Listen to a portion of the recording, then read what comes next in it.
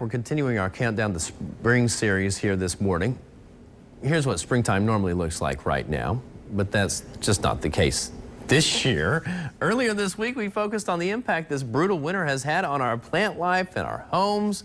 And this morning, we're shifting our focus to our produce. Does all this ice and snow smell trouble for growers? Well, we're seeking some expert advice from Nate Versluis of Versluis Orchards this morning. So welcome, Nate. I appreciate you coming in here to talk about this. Yeah, yes. Let's talk about this situation that we're facing here. It's extremely cold out there. It's been cold longer than we're used to. Right. What's that mean for growers? Well, a lot of positiveness, really. It's been a long, hard, cold winter. I think some of the worst things about this winter has been getting out to trim. Some of the farmers have been trimming with snowshoes, getting their bulldozers out, plowing paths so you can get out and trim. That's probably the hardest part. With this long winter, the trees had a time to hardy off. They could have a time to rest up after last year's harvest. Yeah.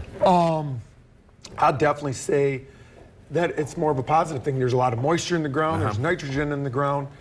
I would say they had a good time to harden off. That's a big thing. So not bad, not a bad thing at all. It's not a bad thing. And as long as it goes up gradually, right? As long Gradual is a huge thing. Okay. Weather like this right now is perfect. It's fantastic. We don't want it to happen what happened 2 years ago when we had the warm up so quickly and then we had that hard freeze and that caused all sorts of problems for you. Exactly. And you guys have recovered from that. We've recovered from that. We had a great year last year. The trees needed a rest. You just kind of take it day by day. You got to be positive. Farmers got to be positive on a lot of things. So, well, you certainly are here. What is this, though? Tell me about this. This is a peach. These are basically peach blossoms. Yeah. This is a branch with peach blossoms and buds on it. There's no blossoms yet. Yeah. You cut them off. Peaches are they're not quite as hardy as the apple trees. So you cut it off and you look at the buds. And after soaking them for a week or two, they'll start popping. The buds will start swelling up a little bit, and you can look at them. You can kind of look at, I don't know if you can really see them, but some of these buds are definitely swelling up a little bit. So if you can find a few good buds, there's a lot of good buds out there yet. That's just one way. So a test that you guys can do. It's kind of a test. We do it quite a few times after like a cold spell. You check the buds, mostly with peaches, because they can't take too much more below 10 below zero. Okay, but they've made it this year, it looks like. So far, so good. This was maybe a concern you might have had it over winter. Over the winter. So far, we're finding some good buds on there, and those are looking good. The cherries are looking good. Yeah. Apples are looking good. Strawberries? Well, I'll tell you about the strawberries. Just the other day, I uncovered all the snow on there. Yeah.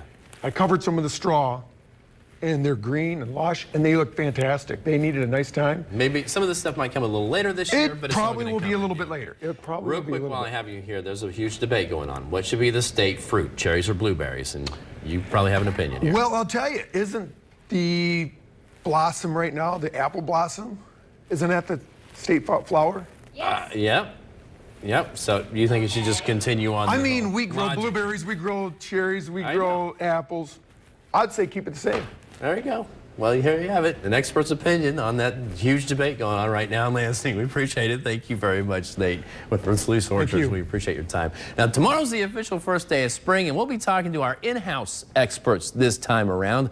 Storm Team 8 meteorologists Terry and Matt will be crunching the numbers long-term to see if there's an indication of when this cold weather might actually break.